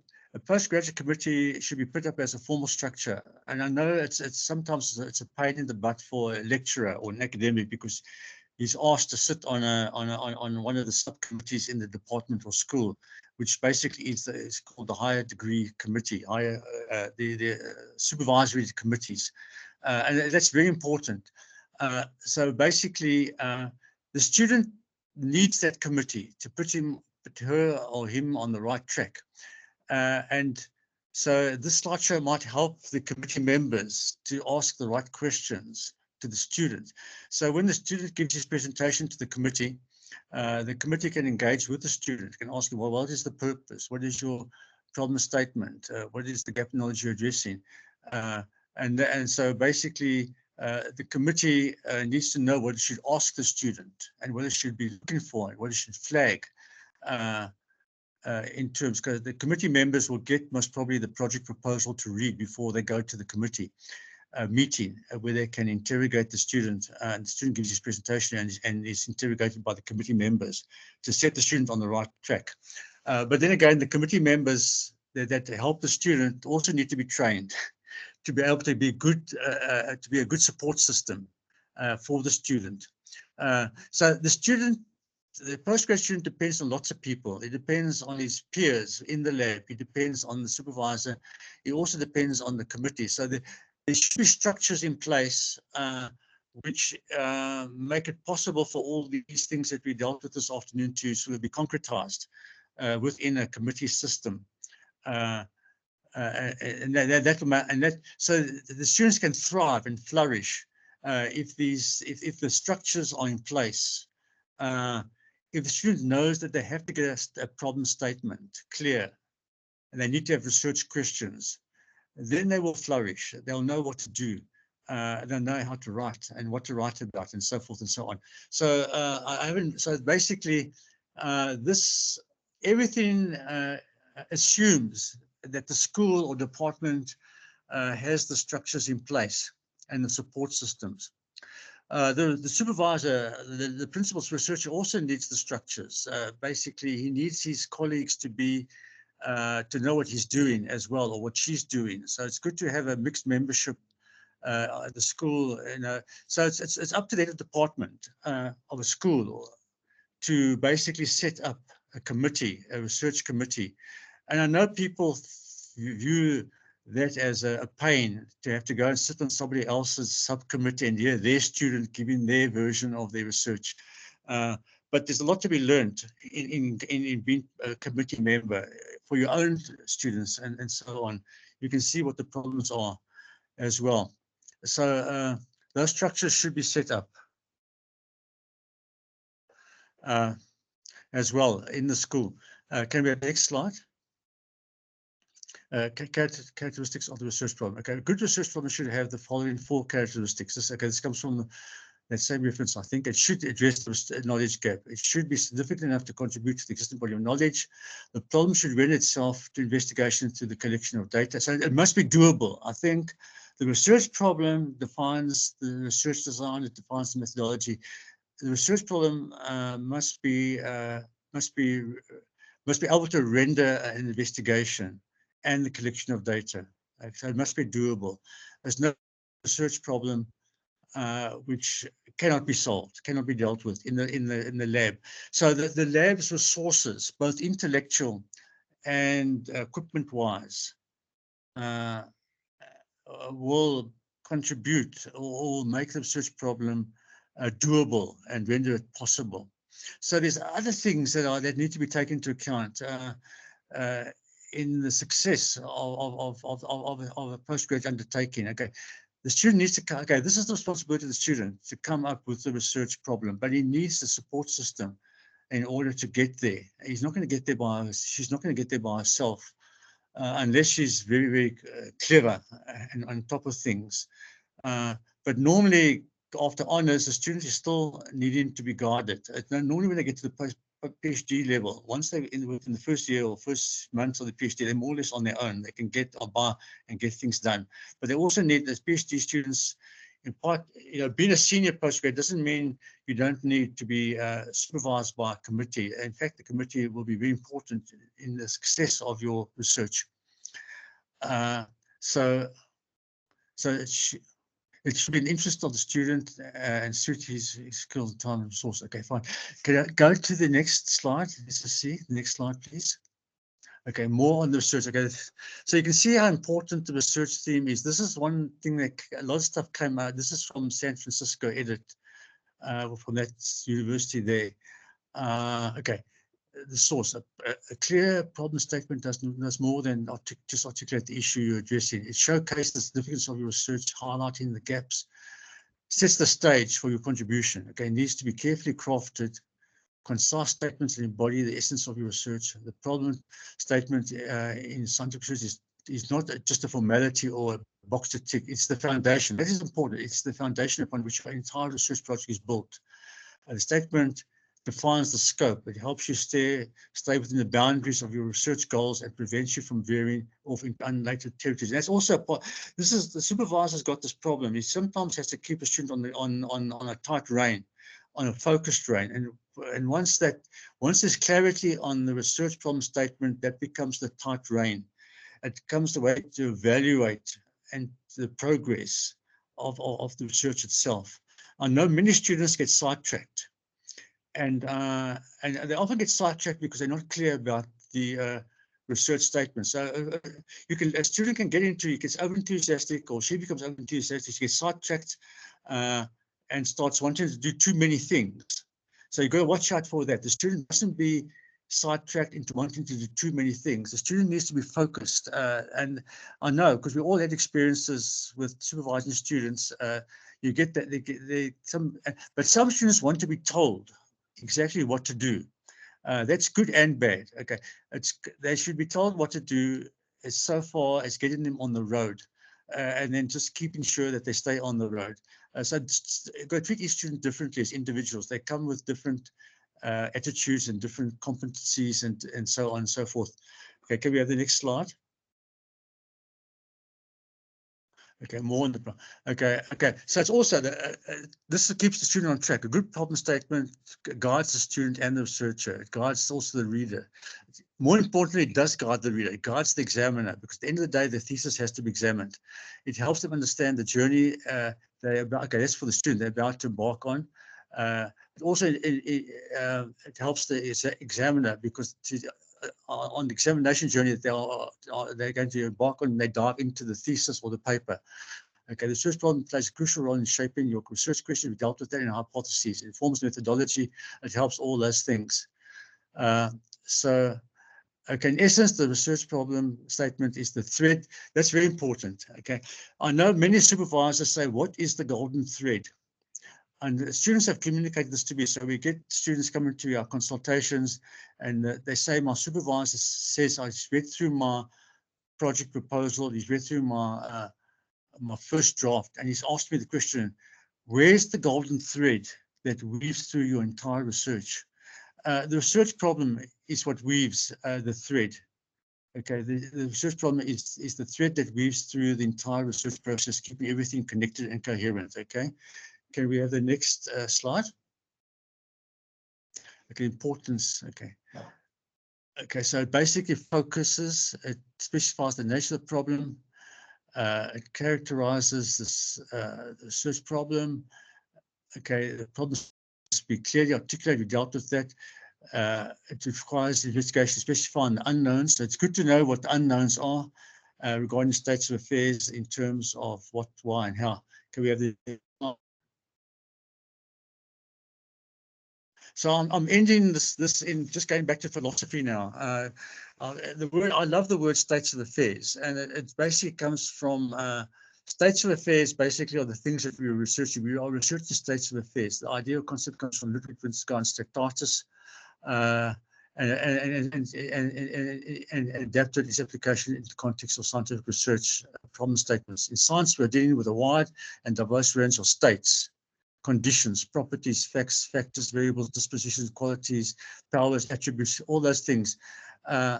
And all these things can be framed as states of affairs, which encompass the existence of behaviors and the dynamics of things, events, elements, entities, persons, situations we are dealing with. So the research problem statement encompasses the following questions. What is the unknown about a given state of affairs?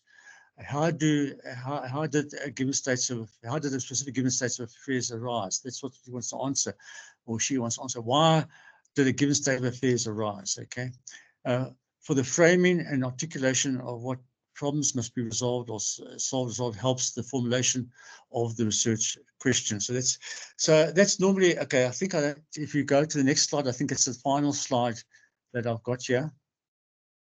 Okay. So then this is the last bit. This is the most difficult bit, and this is where students really battle with. Okay, so you got now. Okay, subheadings. Okay, I also battled with finding for the. I did, to be honest. I battled to find subheadings. So basically, we need the topic or context to start off with. We need the focus and scope. We need to have the research problem statement, the research question, the aims, objectives, relatives, importance, limitations. So those are the things we need. As we need to find headings and sections, or else we can write it without headings. I don't know. This is something I also battle to think about. What are the subheadings in the introduction?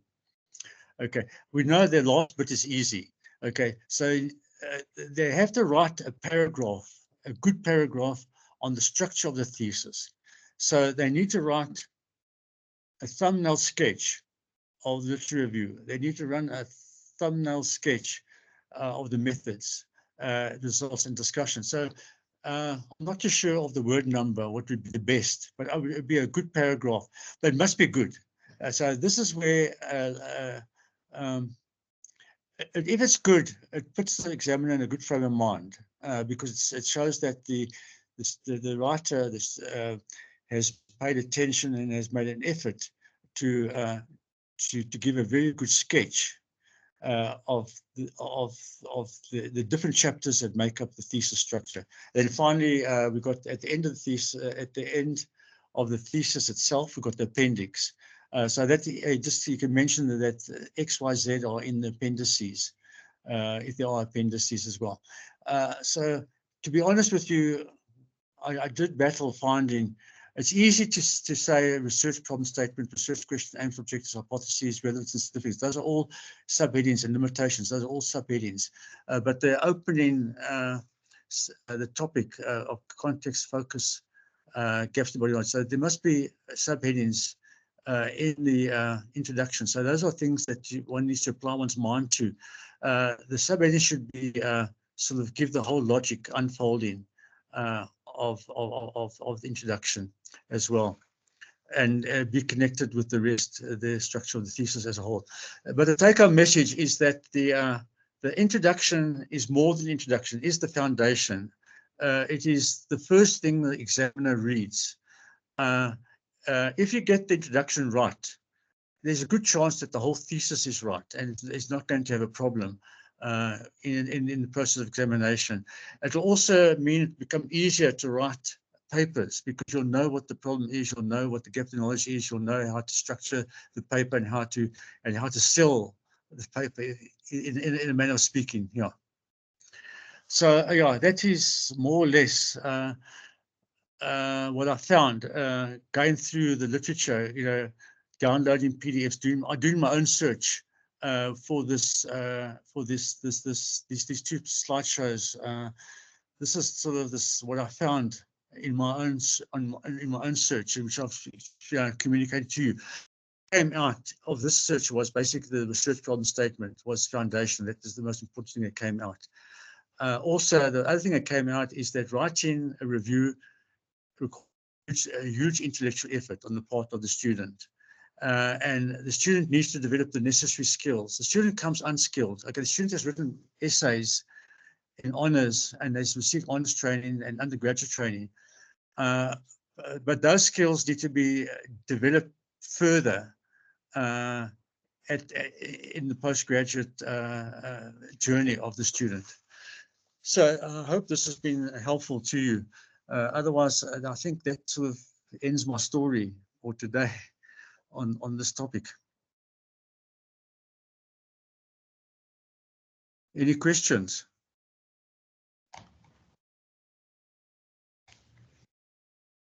Thank you so much, Prof. Vincent. I think we have a hand up. You may unmute your mic. Okay. Yes. Okay. Good afternoon, Prof. Good afternoon, everyone. My name is Isa Saeed, a postgraduate student, PhD in physics. I want to personally appreciate Prof for this wonderful presentation. It's more as if Prof has opened up my mind and bring out some of the problem and address them in details. That was one of the reasons why I was asking for the PowerPoint presentation. And thanks for the opportunity for us to get the PowerPoint presentation. Thank you, sir. I just want to, that is at the appreciation side, and I have a question for Prof. While you were presenting, you told us that for a student to do well, to my own understanding, you said the student should be able to answer what, why, and how he or she is going to go about the research work. My question is that if a student have answers to why and what, but he or she is yet to get how, is such a student still on track? Yes. For the research? So this is where I'm having a big challenge because I know what I want to do and I know why I want to do it, but my major obstacle is how, which I'm still reading on. And that is one of the reasons why I was so interested in this presentation. Also, thank you. I will wait for the questions, sir, for the answer for the questions. Thank you, sir. So there's different levels of what, how, and why. So basically, there is the why question that drives research. Why do these states of affairs arise? How do we explain them? And that would be, you see, the why question invites a hypothesis. So normally, if you ask something, why is something the case? You develop a hypothesis. It's a case because of X, Y, Z. So the hypothesis itself is a binary statement. If this obtains, then this will follow. So basically, the answer to the why is hypothesis. Why is something the case? Why is something happening? Why does the state of affairs exist. I can't find any reasons for it in the literature, so I have to do research to find an answer. That is the seeking to that is the why question. So the why question looks for an explanation. The why question asks for a hypothesis. The why question asks for a confirmation or refutation of a hypothesis.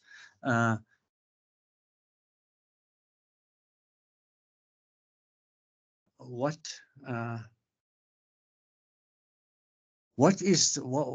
don't I know about something? What don't I know about something? What don't I know about, if I can use a physics question, if I irradiate a sample, what don't I know happens with inside that sample? What isotopes will form and why? What other what type of radiation will be emitted after irradiating it for this period of time?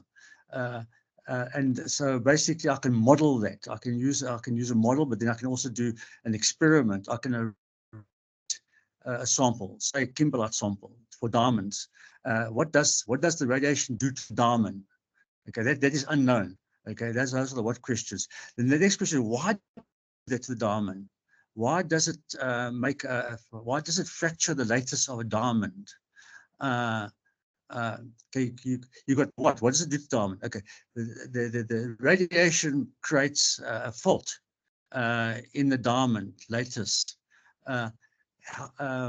Why does it do that? How does it do that? Explain it to me.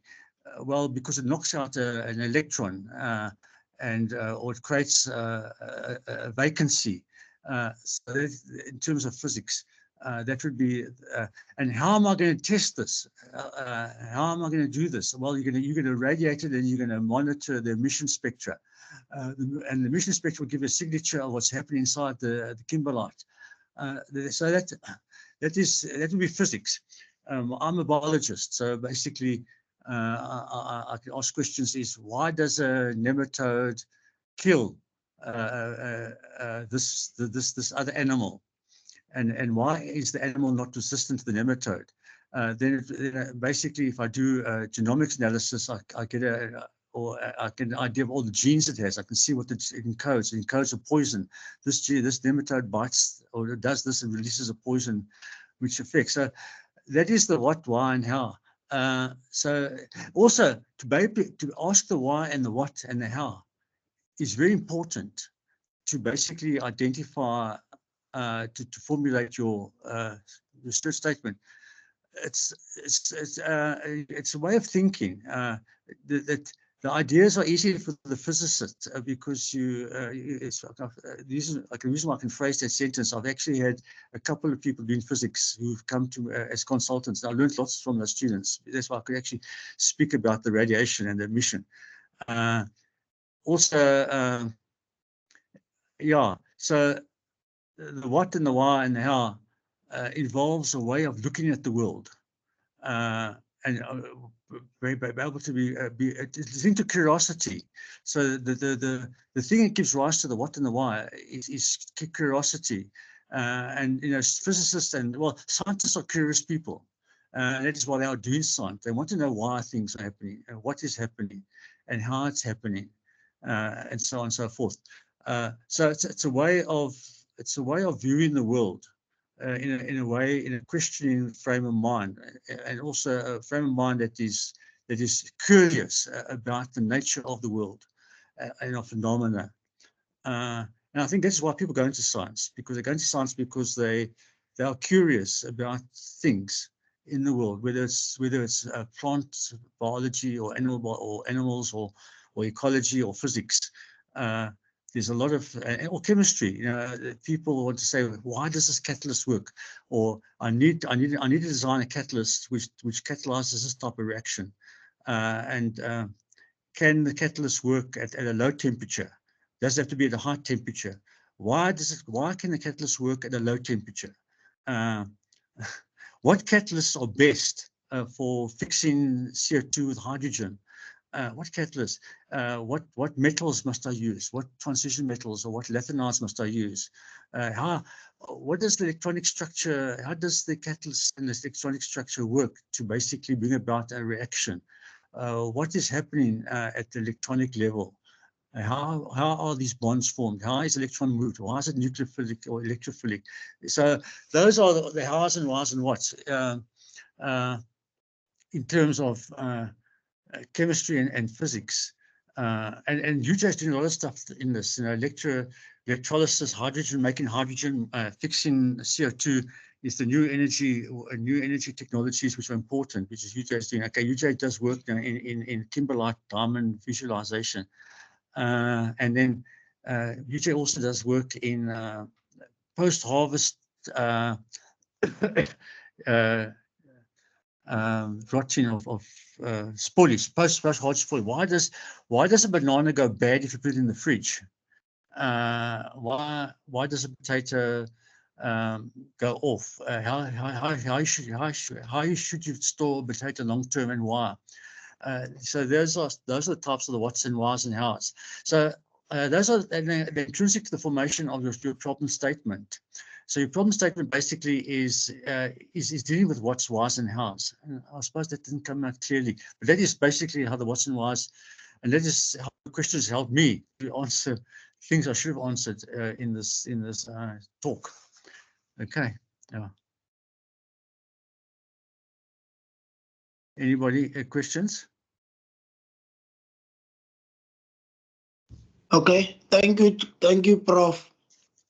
Okay. My name is OJ Maropo here. Mine is at when you start the first presentation, where you talk about introduction to a dissertation or thesis. So I needed clarity. Where does this introductions comes in? Because currently I'm a PhD student. I've passed the first hurdle, which is proposal. I'm now doing literature review. Now I'm puzzled when you talk about the introduction to the thesis. Where does it come from? Thank you. Okay. If I think the third slide in the slideshow shows you,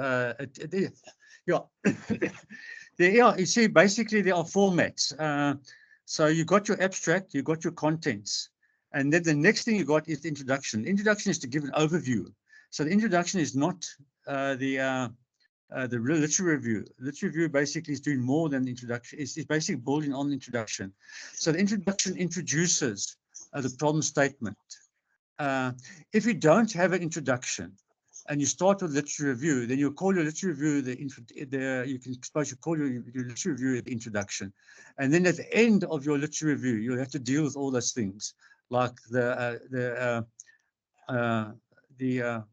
gap in the knowledge, the problem statement, the research question, the objectives and hypotheses. So it seems like that this format has been developed, and I think if you look at the format of the UJ thesis across the schools, they do have an introduction before the literature review, and the introduction is there, serves a different purpose.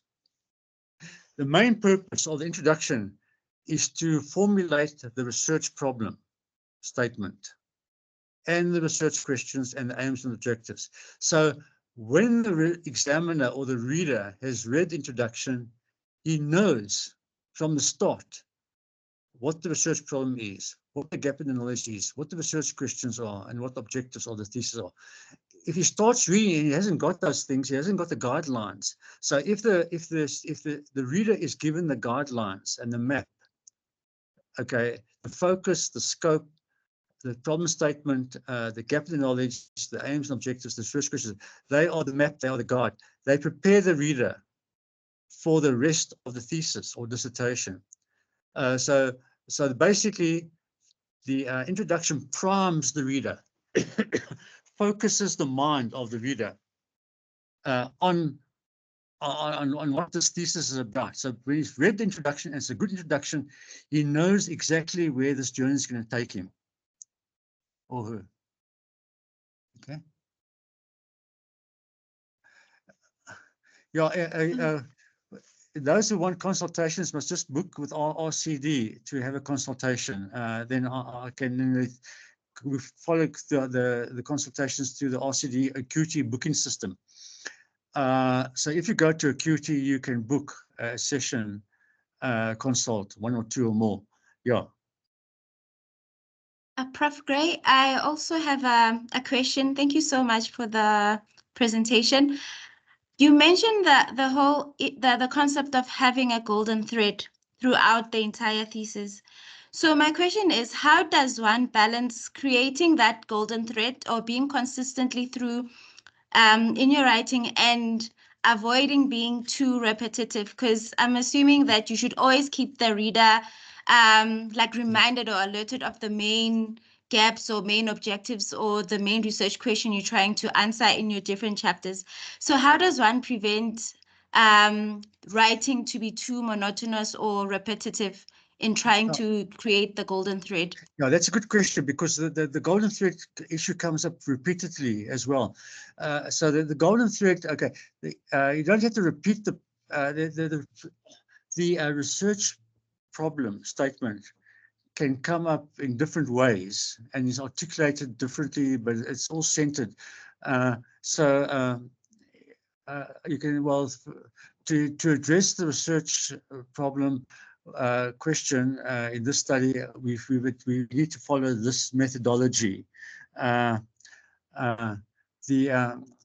some way you can say in the results, this result, this finding over here, this pattern that I'm finding more or less provides on to the research problem. We think that the question that the research problem addresses gets to see this pattern. X and Y go together. So that's, and then in the discussion you can say, well, so the research problem, basically, you might not use the word research problem each time. You might use what the actual substance of the research problem is, that X is always Y, and in discussion, say, well, and the pattern supports this type of relationship. Okay, so it might be the research problem is about a relationship, so you can start talking about the relationship between two things, two variables, and then finally, then you can bring up the state. Then you in your conclusion, you can say the original research problem was this. As you see from the results in figure X, Y, Z, and in my discussion, we have more or less dealt satisfactorily with the research problem with regard to this side of the problem, but not so much to that side of the problem. And therefore, we recommend further research be pursued on dealing with the other aspects of this research problem. So maybe that would be the trick. The trick would be just to weave the golden thread by bringing in the research problem, not using talking about what the research problem is about, i.e. it's about a relationship, i.e. Let's take radiation as an example. Gamma radiation of kimberlite does, what does it do? Then you can say, well, the radiation of the kimberlite gave rise to these emission spectra, peak spectra. So, and that more or less gives us an idea what's happening inside. So and that satisfies the question that initiated the study. So somehow you can weave it in that way. So it keeps it on track, and it comes in different ways. One can weave it in, I think, without having to repeat the word research question statement each time. Because once it's been said and said several times, it more or less becomes implicit that we are dealing with the research question each, so that is to make it implicit. So that would be the trick, is to make it implicit. That would be the literary objective. Oh, no, it's a good question you asked, a good question. And that question needs to be answered, because it's part of the writing skill, is to weave it through and to see how, and to track it in its different manifestations and forms from beginning to the end. Okay, you give it a huge amount of publicity in the introduction. You're setting the scene quite clearly. And then you picking it up again in the review, and you're saying something about it in the materials and methods, and then you're saying something about it in the results. So somehow it has to crop up. It does crop up repetitively, but in different contexts. So the context is changing each time. Okay. So, Yes. so it's like with the analogy that you gave initially of, let's say you're writing a novel with your thesis, there should always be a plot and you should keep it That's it, throughout yeah. the entire Yeah. document. Okay, no, I see. Thank you. Absolutely, yeah, that's a good way of saying it. Just before you said that, the idea came to my mind, but you said it, the plot, yeah. The research problem statement is the plot. It is the plot, yeah, of the research, yes, definitely.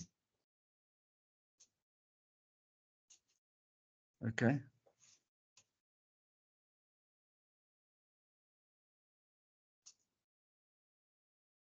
Any questions? Okay. Okay, it looks like we do not have any more questions. Thank you so much, Prof. Gray, for your presentation. It was indeed very informative, and I'm sure everyone was able to benefit from the session. And thank you so much also to the attendees, for everyone who took their time to attend the workshop today. Thank you very much. And in the absence of questions or any comments, we may close the session. Sorry. Oh, well, thank you so much. I really enjoyed doing the work for this workshop.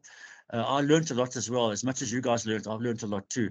So I hope I can do my job with RCD as a consultant much better after having this workshop. Okay, thanks a lot. Thanks for the feedback. I really enjoyed it. Thank you. Yes, thank you. Just to answer Annelise's question, so we will post the recording, and we will also ask Prof. Gray to send us the presentation slides so we can make it available to the students. So we will be posting our video and PowerPoint presentation on the Moodle, because that is the official website that is used by UJ. So it is the learning platform that is used by UJ. So we have to post the slides and the PowerPoint presentation on the Moodle platform. So Sure. they are available there. If you click on 2024 workshops, you will find, or resources, yes, so sorry, the resources, you will find the recordings for each session that we have. So you'll find the sessions on the resources, the lecture slides, and the recordings as well. And thank you so much, everyone, for attending. Oh, thank you, guys. I really enjoyed this afternoon. It was very, very good. Thanks. Thank you.